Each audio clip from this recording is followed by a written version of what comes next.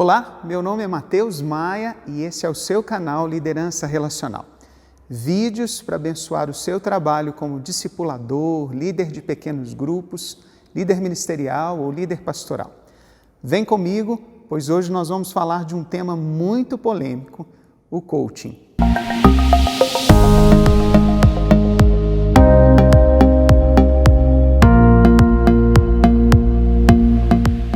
Bem-vindos novamente ao canal, obrigado por nos acompanhar, nos seguir, nos assistir semana após semana, nessa jornada de crescimento e aperfeiçoamento. Eu gostaria muito de ouvir de você, suas sugestões, seus comentários, a sua história. E se você tem alguma ideia de algum tema que você queira que eu aborde, por favor, escreva aqui nos comentários e nós vamos estudar essa possibilidade. Antes de falar sobre o tema de hoje, um tema tão polêmico, eu peço que você se inscreva no canal. Também compartilhe esse vídeo e não se esqueça de marcar o sininho e dar o seu joinha. Muito obrigado. Pois é, pessoal, vamos ao nosso tema de hoje. Acho que vai ser até necessário fazer mais de um vídeo, afinal esse tema é bem amplo e polêmico. O coaching no meio cristão. Isso é bom ou ruim? O que você acha? Qual é a sua opinião a respeito do coaching? Você conhece algo sobre o coaching? Alguns anos atrás eu não sabia o que era o coaching, mas eu ouvia falar de muitas pessoas, tanto no meio cristão e fora deles, que comentavam sobre isso. Alguns falavam muito bem, mas outros falavam mal. Uma relação de amor e ódio, não é verdade? E eu mesmo não tinha uma opinião formada sobre esse assunto. É claro que eu via muitas pessoas se interessando pelo assunto e tinha até alguns próximos, alguns amigos que começaram a fazer os cursos para se tornarem coach, master coach e aí por diante. Muitos deles pessoas sérias, mas um ou outro sempre voltava desses cursos dizendo que iam ganhar o mundo. E isso dava uma impressão de que tinham feito alguma lavagem cerebral na cabeça dessas pessoas. Voltavam com um espírito de grandeza, muitos holofotes acesos e muitos sonhos despertados. É claro que com essa reação, eu entendia que havia algo errado, mas também percebi que havia um lado legal no coaching, que muitas pessoas estavam usando essa metodologia numa atividade, numa profissão que elas exerciam, para ajudar outros a reorganizarem as suas vidas e alcançar os seus objetivos. Foi aí que eu resolvi me aprofundar. E como que isso aconteceu? Através do mestrado de teologia. Isso mesmo, um mestrado de teologia. E você vai entender por que eu cheguei no coaching. Eu entrei nesse mestrado com uma proposta, um projeto de pesquisa que falava sobre a liderança de Jesus a partir dos evangelhos. Mas no meio do caminho, eu percebi que aquilo que eu gostaria de fazer não encaixaria com o tipo de mestrado que eu escolhi, que era um mestrado profissional, isso mesmo, um mestrado de teologia profissional. A minha ideia era fazer uma exegese dos textos que Jesus lidera os seus discípulos. Mas aí o meu orientador disse que, como era um mestrado profissional em teologia, eu teria que fazer algo prático no final e me propôs a comparar a liderança de Jesus com uma liderança comum. Foi aí que veio a ideia de pesquisar sobre o coaching, tão atual, tão relevante. E ele concordou. Então eu entrei de cabeça na pesquisa do coaching. Fui atrás das teses de doutorado e mestrado, dezenas delas, li todas elas, livros, material dos cursos de coaching, material também sobre o coaching cristão. No total, juntando todas as referências, foram mais de 140. Eu pesquisei do coaching o seu surgimento, as suas raízes, o seu significado na modernidade e descobri que o coaching era basicamente 4 coisas nos dias de hoje. Em primeiro lugar, uma disciplina, pois ela tem influência na sua formação de várias ciências, como a administração, a psicologia, os esportes e filosofias principais. Descobri também que era uma profissão, sim, uma profissão com uma metodologia específica. E ela se diferencia da consultoria, da psicologia, da terapia, do aconselhamento, uma profissão já consolidada no mercado. Também eu descobri que era uma ferramenta de liderança para ajudar líderes a conduzirem suas equipes com metas, motivação e propósito. E mais uma coisa, eu descobri que era um movimento da pós-modernidade, um movimento que tinha como busca o sentido da vida, direção, propósito, já que as pessoas têm andado sozinhas e pouco acompanhadas, pouco direcionadas. É por isso que o coaching cresceu tanto. E além disso tudo, e depois de descobrir muito sobre o coaching, eu fiz uma avaliação do mesmo à luz das Escrituras e da teologia cristã, fazendo prova desse assunto em vários aspectos. E é interessante que daí eu descobri que algumas influências do coaching são realmente perniciosas no meio cristão, como o individualismo utilitário, as ideologias do mundo dos negócios e outras mais que eu quero falar nos próximos vídeos.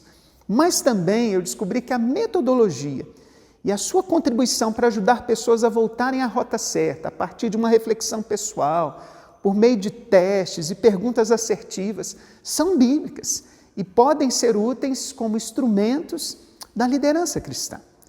E antes de falar propriamente sobre os pontos bons e ruins, que eu acho que nós vamos ter que entrar em outro vídeo, eu quero dizer duas coisas. A primeira delas, eu quero contar um fato que aconteceu no meio cristão. Eu não me lembro disso, pois eu ainda não era nascido. Mas eu ouvi de muitos pastores amigos que quando a televisão surgiu, muitos do meio evangélico começaram a dizer que aquilo era do diabo, a caixa preta do capeta. E o que foi que aconteceu? A igreja entregou uma ferramenta nas mãos do inimigo. E os meios de comunicação que são usados para criar moda, cultura, formar opinião, usou isso contra a igreja, contra o próprio Deus.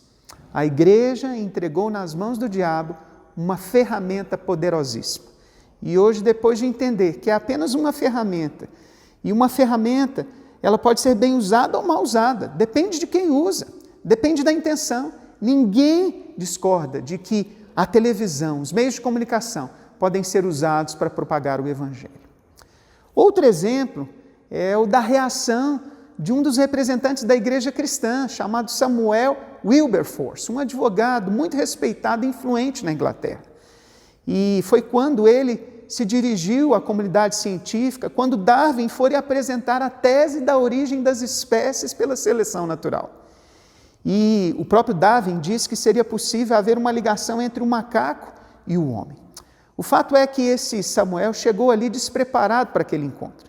Quando chegou a hora dele falar, ele apresentou alguns argumentos ridículos e infantis e, com sarcasmo, perguntou se Huxley, que era um dos defensores da teoria de Darwin, descendia dos macacos por parte de avô ou avó. E a partir daí, houve uma briga e a igreja começou a se distanciar do meio científico, perdeu o seu diálogo com o meio científico. E isso causou uma ruptura muito grande da ciência com a fé.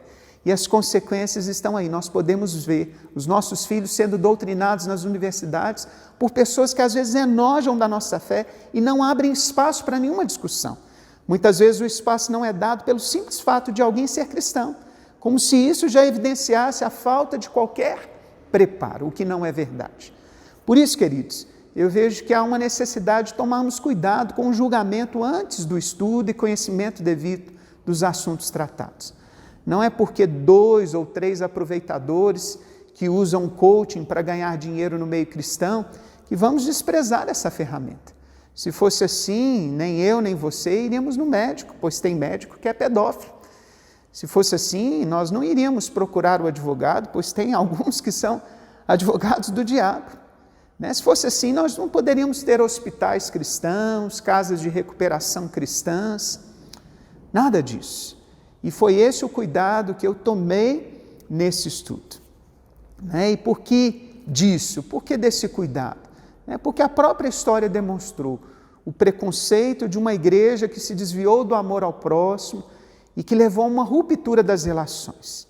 E como eu tenho dito, quem não se relaciona e não sabe se relacionar, não pode influenciar. Nós precisamos estar junto às pessoas e junto a essas áreas para influenciar. Outro motivo, queridos, é porque temos irmãos sérios que são coaches e tem feito um trabalho extraordinário, ajudando a muitas pessoas e até influenciando os mesmos a se aproximar de Deus.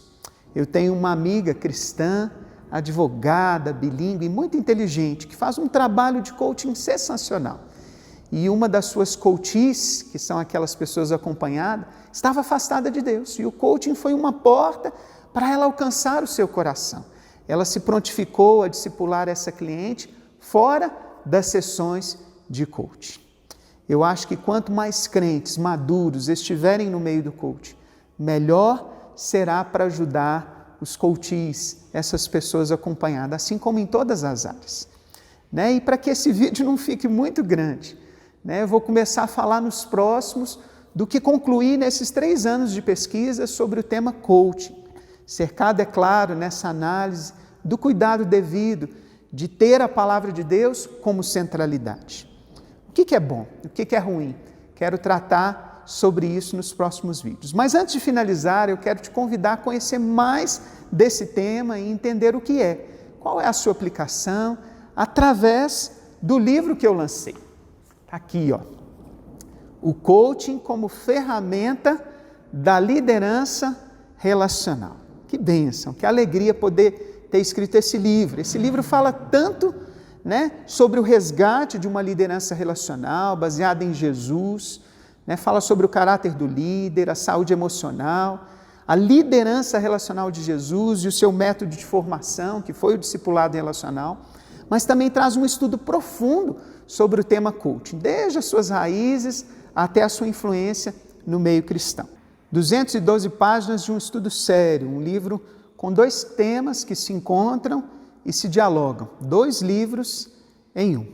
Um livro recomendado por pessoas que eu amo e muito respeitadas, o pastor Paulo Mazzoni, pastor da Igreja Batista Central de Belo Horizonte, o doutor Antônio Renato Gusso, pró-reitor da FABAPAR, as Faculdades Batistas do Paraná, o amigo, irmão José Gonçalves, escritor da CPAD, e também o doutor David Allen Bledsoe. Então, essas recomendações. E onde que você pode adquirir? Esse livro já está sendo vendido pelo site da editora Reflexão, ali você pode parcelar de algumas vezes, ou você pode comprar direto comigo. Eu também estou vendendo pelo Mercado Livre e vendendo pelo meu site. Então, por esse livro você vai ter mais informações. Eu quero te agradecer, por estar conosco, mas antes de terminar, eu quero orar por você, eu quero orar nesse momento pedindo a Deus que nos dê esse discernimento, para que a gente não julgue frivolamente, tudo que a gente vê por aí, mas que a gente possa ter esse discernimento de Deus e esse cuidado, de ouvir as pessoas, de pesquisar. Senhor, eu te louvo por mais esse episódio, por mais essa oportunidade de me dirigir aos ouvintes, Deus, Pai, telespectadores desse canal. Eu quero, Deus, te pedir que o Senhor nos ajude a, Deus, sermos, Pai, sábios e não julgarmos, Deus, pela aparência, não julgarmos por causa de poucas pessoas que muitas vezes pegam uma ferramenta e destroem aquilo que o Senhor quer fazer através daquela ferramenta. Que nós não possamos julgar pela estética, mas sim pela essência, conhecendo a natureza das coisas. Muito obrigado por esse canal e por cada vida que agora me assiste. Eu te peço no nome de Jesus, amém. Quero dizer que sua é a vitória em Cristo Jesus. Muito obrigado.